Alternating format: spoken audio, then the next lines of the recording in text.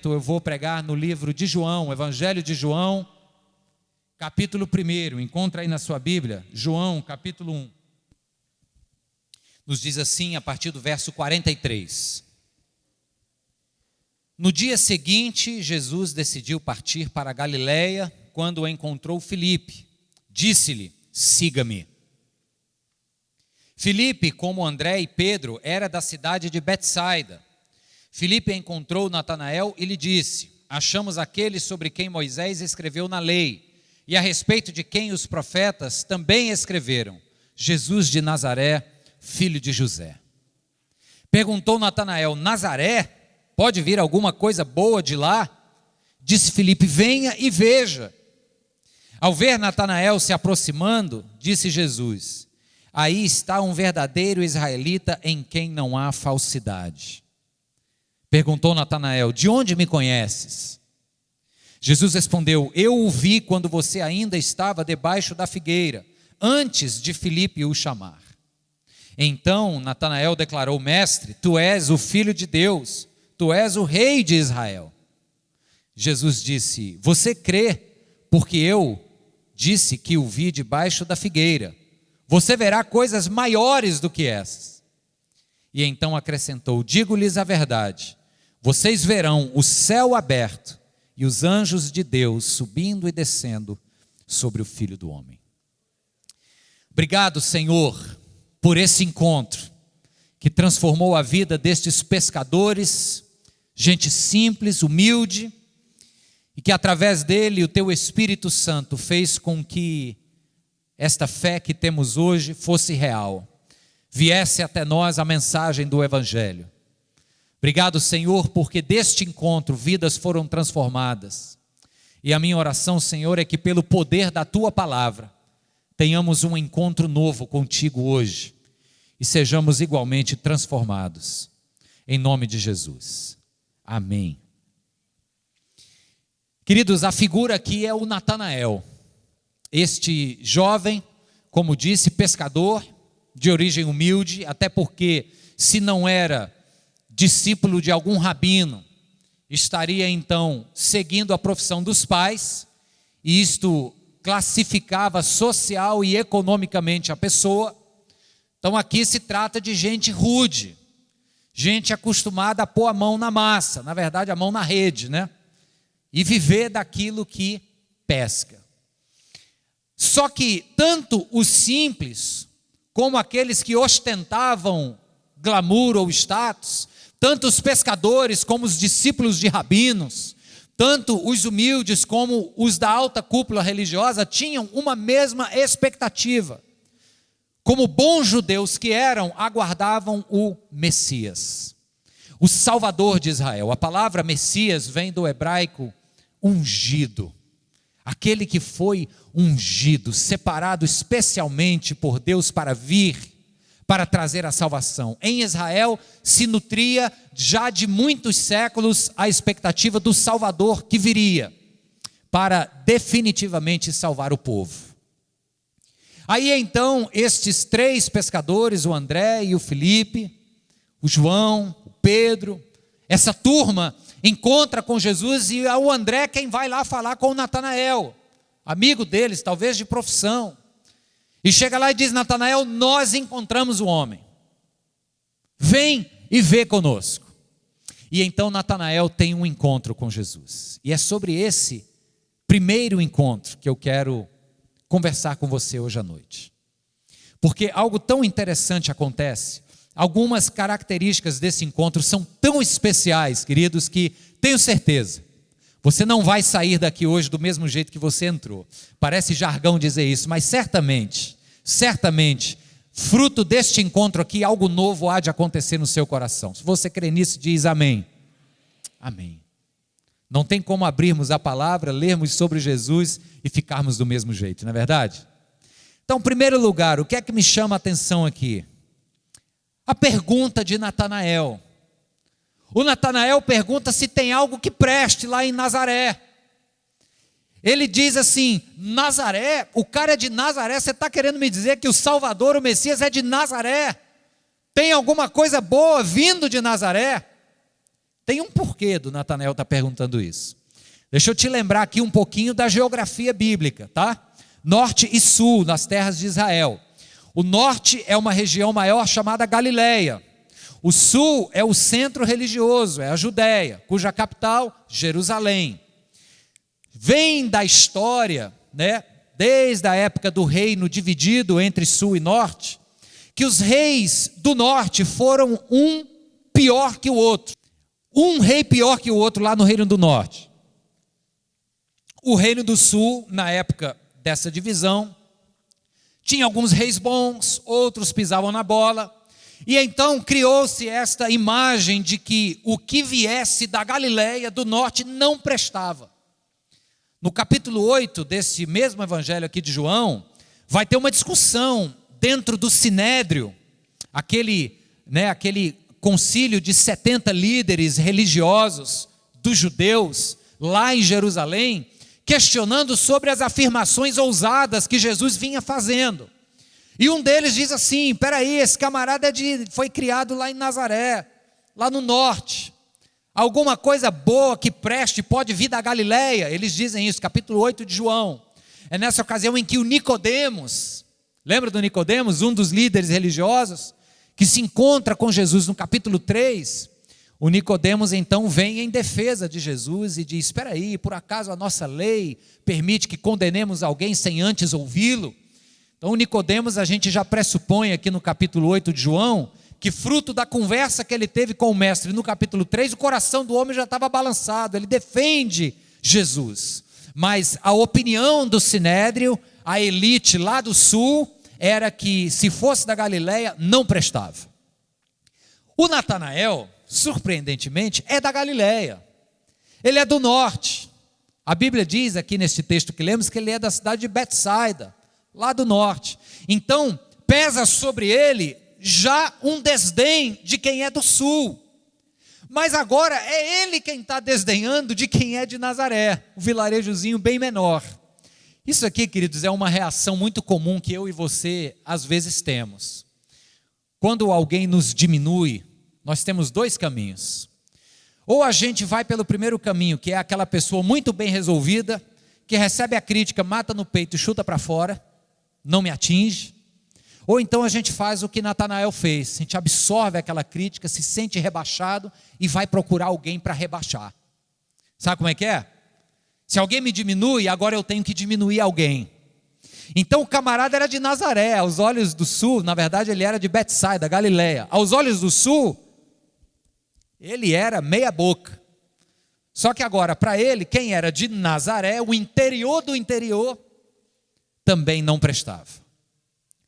Mas o Evangelho nos surpreende quando nos apresenta o Messias sendo debochado por este cético Natanael. Ele apresenta o Messias vindo de Nazaré. O Evangelho nos surpreende, queridos, e eu vou lhe dizer por quê. Duas percepções muito simples sobre a dinâmica do reino de Deus e o Evangelho de Jesus Cristo. A primeira delas é a seguinte: nas culturas antigas, na cultura judaica, havia um princípio chamado princípio da primogenitura. Você já deve saber o que é isso. O filho primogênito recebe a herança. O filho primogênito recebe o nome da família. O filho primogênito tem sobre ele todas as benesses do seu clã. O filho primogênito é quem continua a sua raça, né? O seu clã, o seu nome. O filho primogênito é aquele que é o escolhido.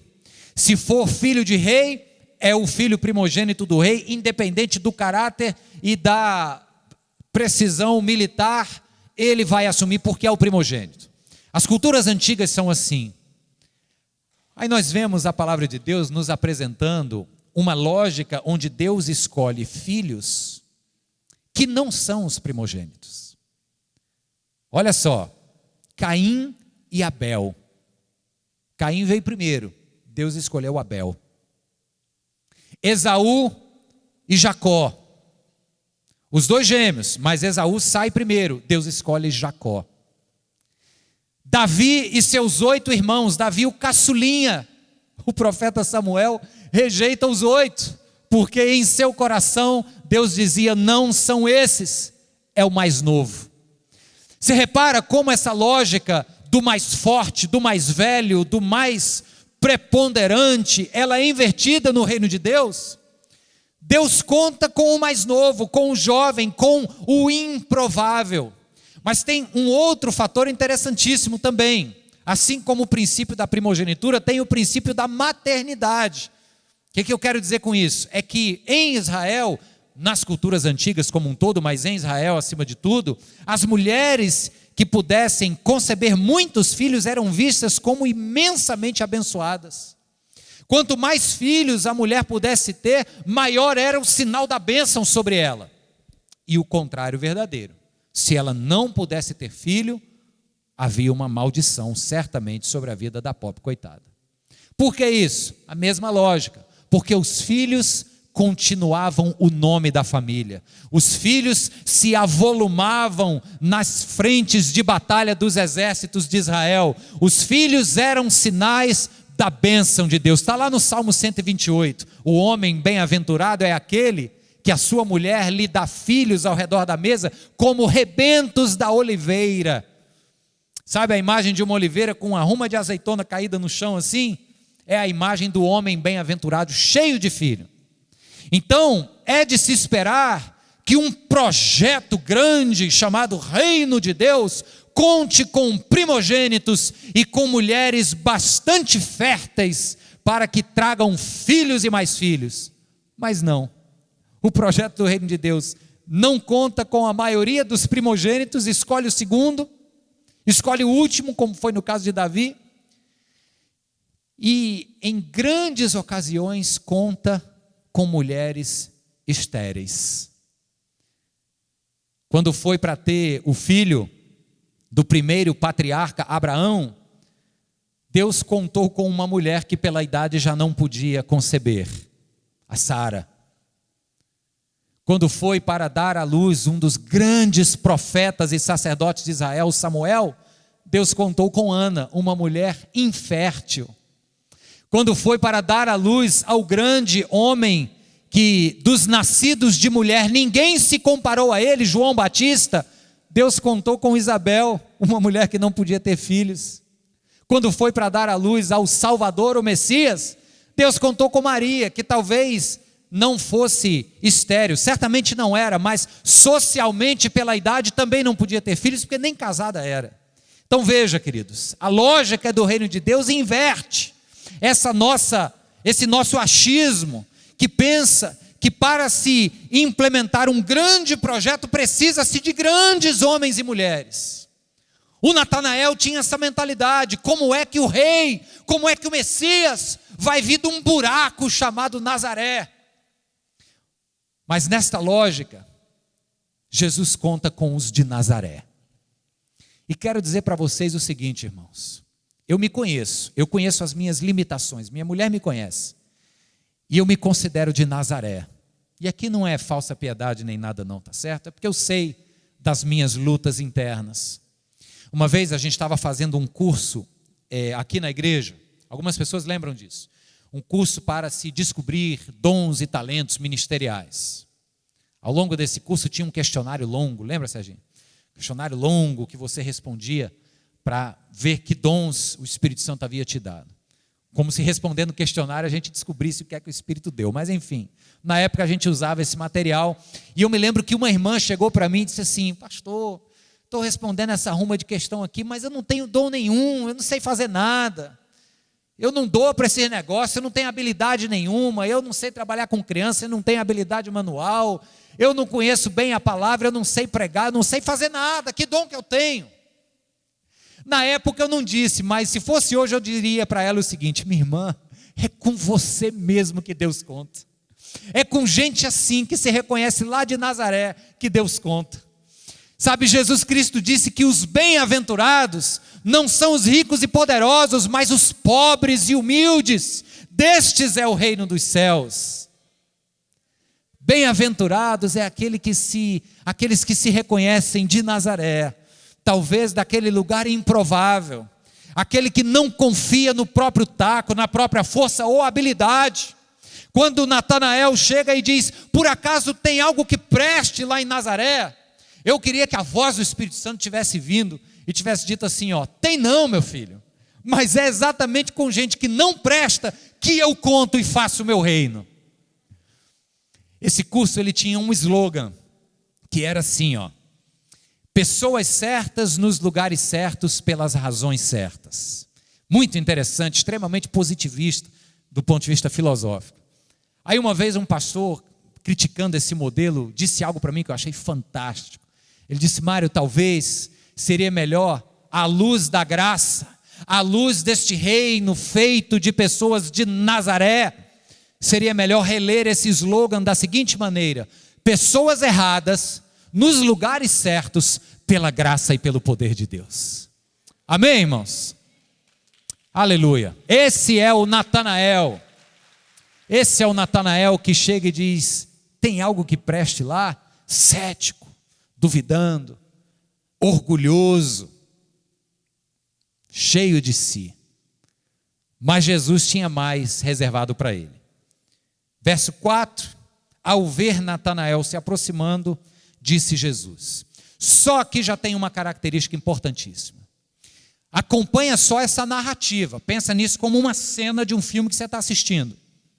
O Natanael se encontra com o André fala para ele que achou o Messias, ele questiona de maneira desdenhosa o André dizendo: por acaso tem algo que preste em Nazaré? Aí a cena seguinte, está aqui no verso seguinte, é o Natanael indo na direção de Jesus, juntamente com os seus amigos. O que é que isso nos ensina, queridos? É que o camarada, por mais cético, por mais cheio de si e orgulhoso, por mais crítico que fosse, ele era que nem todo mundo que a gente conhece, um ser humano que tem uma sede insaciável no coração por Deus. Todo ser humano, inclusive aquele que você conhece lá do teu trabalho, ou da tua família, que critica você às vezes, que te chama de fanático, aquele que desdenha, aquele que olha para você e diz assim: ih, rapaz, isso aí, religião é coisa de gente fraca, é coisa de gente com a cabeça desse tamaninho aqui, ó. Freud diz que a religião é coisa de gente emocionalmente deficiente, que precisa de compensação emocional. Ih, esse daí que critica, eu vou te dizer, ele não é diferente de mim, de você, nem dos nossos vizinhos. Ele tem também uma sede insaciável pelo divino no seu coração. Ele só não sabe, e às vezes ele tenta preencher com álcool, com drogas, com ideologias, com sexo, com dinheiro, com carreira profissional. Mas todo ser humano busca algo que nós sabemos que é Deus, e que o Dostoiévski, novelista russo, disse que o coração do homem é dotado de um vazio, cujo formato do buraco é exatamente o formato do Deus Todo-Poderoso. Só pode ser preenchido com Deus. Se quisermos colocar qualquer outra coisa, não entra. O Natanael era esse sujeito, começou cético, começou cheio de dúvida, cheio de si, mas disseram para ele que era o Messias. Então sabe o que ele fez? Ele foi. Ele foi porque ele não queria perder essa oportunidade. Ele não queria ficar de fora, porque no seu coração havia um buraco, que a religião da época não saciava mais, que a expectativa só fazia crescer, que os fariseus, os essênios, os saduceus, o judaísmo da época não era mais suficiente, dentro de seu coração tinha esta brecha. E por mais cético que fosse, ele disse: eu preciso dar uma chance, porque quem sabe e algo novo acontece. Então ele vai. E aí o verso 47 diz que Natanael se aproxima, e aí Jesus fala: eis um varão israelita em quem não há dolo. A tradução mais tradicional do João Ferreira de Almeida fala do dolo, em quem não há intenção de falsidade. Aí Natanael já disse: você me conhece de onde? Jesus disse: te conheço, vi você debaixo da figueira, Queridos, o texto bíblico não fala o que é que Natanael estava fazendo debaixo da figueira. Não nos dá nem pistas. Mas pela reação do Natanael, quando Jesus diz que ele o viu debaixo da figueira, a mente produz, a imaginação vai longe. Então eu gosto de pensar, é como eu leio isso aqui, que talvez Natanael tivesse tendo um tempo de oração fervorosa com Deus, colocando para fora questões íntimas da sua personalidade, das suas angústias. E quando Jesus fala, eu te vi debaixo da figueira, é como se Natanael pensasse assim, puxa, eu orei a Deus, só Deus sabia que eu estava debaixo da figueira, só Deus me via naquele meu momento de angústia, e esse camarada está dizendo que me viu. Então a resposta do Natanael é a seguinte: mestre, tu és o Filho de Deus, o Rei, o Filho do Deus vivo. Aí sabe o que Jesus faz diante desta declaração de fé? Jesus repreende o Natanael. Puxa vida, mas como assim? Jesus não queria ser reconhecido como Messias? Aqui Natanael está reconhecendo. Mas ele repreende por algo interessantíssimo. Momentos antes o Natanael estava fazendo chacota, estava ridicularizando quem viesse de Nazaré.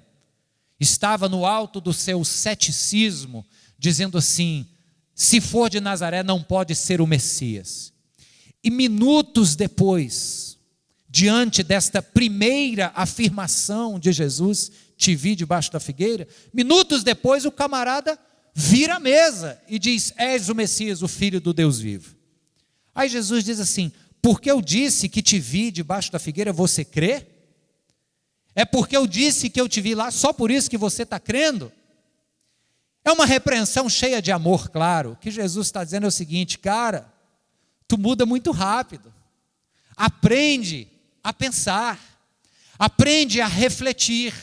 Você vai ver coisas ainda maiores. Ele continua aqui no texto. E essa é apenas uma paradinha nesse encontro para chamar a atenção dos irmãos. Porque tem muita gente, queridos, que muda rápido demais. O que é que eu quero dizer com isso? Tem gente que está no caminho errado e que precisa mudar, ligeiro, mas não é sobre isso que eu estou falando. O que eu estou dizendo é gente que ora está aqui nessa moda, e aí ora vai para lá para outra moda. Sabe como é que é? A palavra de Deus fala que são pessoas inconstantes, levadas como o vento de um lado para o outro, gente de mente inconstante, gente que está em busca da moda do momento, que vai para cá, depois vai para lá, e agora concorda com a doutrina daqui, depois concorda com a doutrina de lá, e não para quieto num canto, e não aprofunda, e não reflete. É como se Jesus estivesse dizendo o seguinte, espera aí rapaz, você tem razões históricas para desdenhar de quem vem de Nazaré, é verdade, o teu ceticismo, ele não se justifica porque faz de você um orgulhoso, mas ele se compreende porque é fruto da história deste lugar. Mas ora cético, ora extremamente crente, espera aí, aprende a refletir. Você lembra quando o Tomé vai chegar para Jesus e vai dizer, eu só vou crer se eu puder tocar nas chagas do Cristo ressurreto? Se Jesus não gostasse que a gente pensasse e refletisse, ele ia dizer o seguinte, então vai para o quinto dos infernos, porque se numa hora dessa você já não creu que eu sou o Filho de Deus, então você não presta mais para nada. Mas não, Jesus chega para Tomé e diz, pois não meu filho, você está refletindo, você quer uma prova mais material? Eu te dou essa prova, toca aqui, toca aqui. Então essa é uma palavra para que nós sejamos mais constantes, para que nós sejamos mais profundos.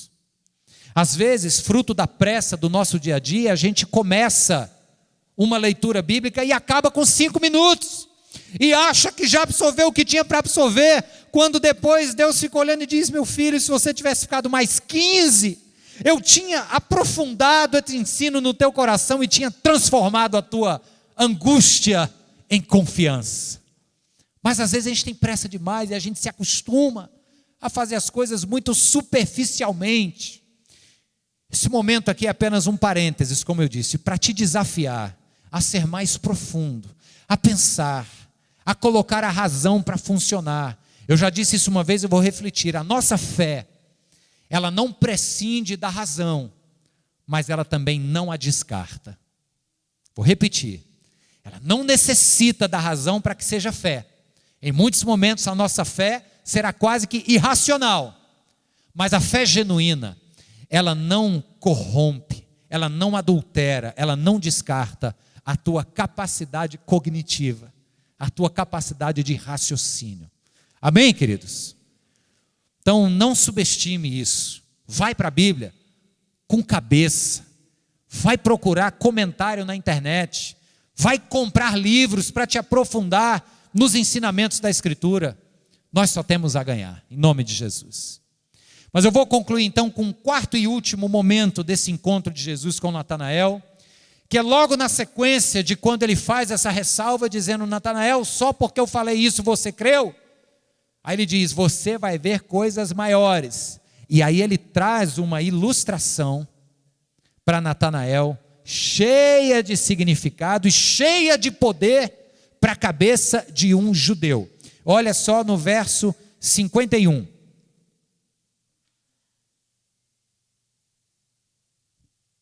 E então acrescentou, disse mais, Jesus continuou o papo: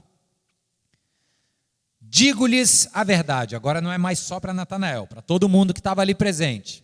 Digo-lhes a verdade, vocês verão o céu aberto e os anjos de Deus subindo e descendo sobre o Filho do Homem. Queridos, para nós que já lemos esse texto diversas vezes, para nós que reconhecemos Jesus como o Messias, o texto que lemos de Hebreus capítulo 1 aqui no início fala que Jesus é superior aos anjos. Então os céus estarão abertos e o Filho de Deus, os anjos subindo e descendo sobre o Filho de Deus. Sabe, essa é uma imagem que pode ser motivo apenas de mais um glória a Deus para nós. Agora, para o judeu é diferente. O que Jesus estava falando aqui era mexendo numa casa de marimbondo. Vou lhe dizer por quê.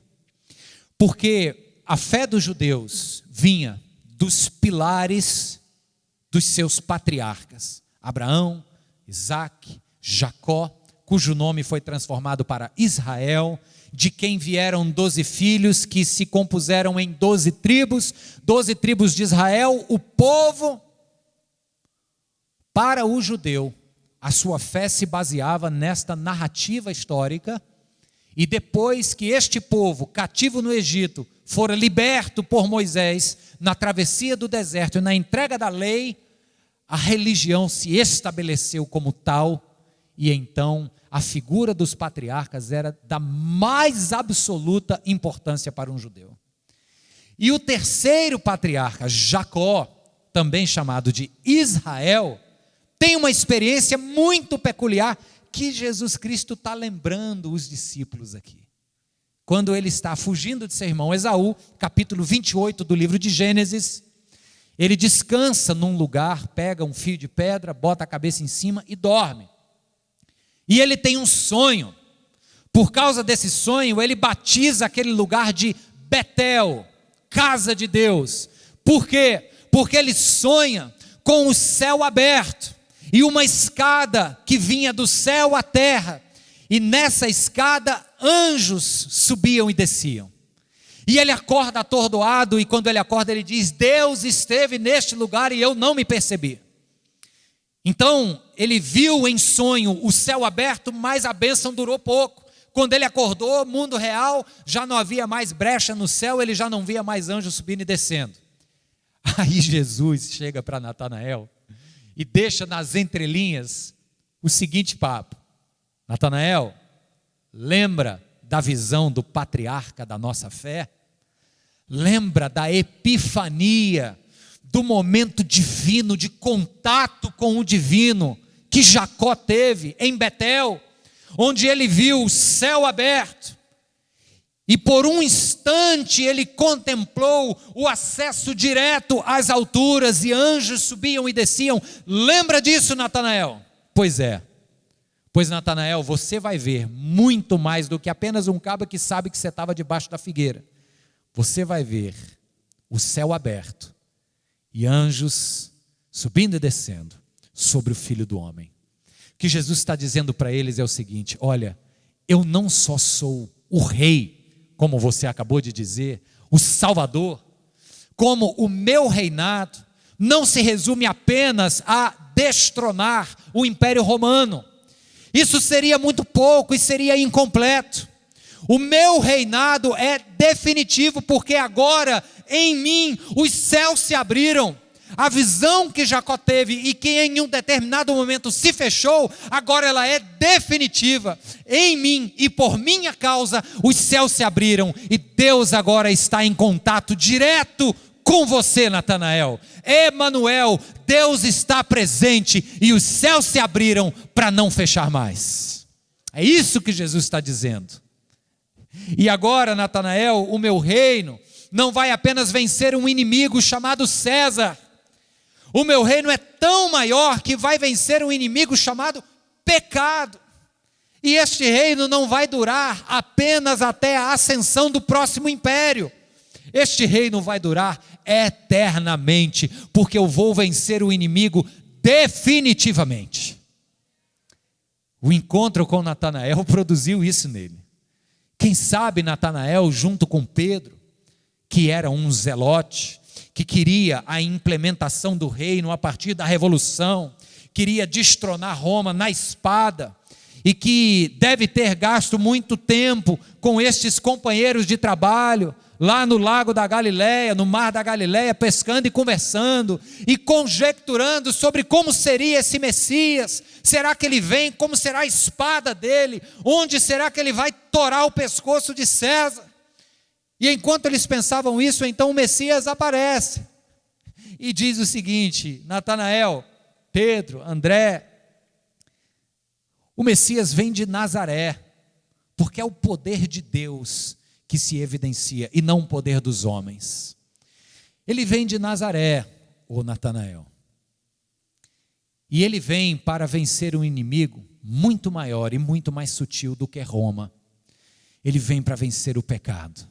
E é somente assim que neste encontro teu comigo, você pode verdadeiramente me chamar de Senhor.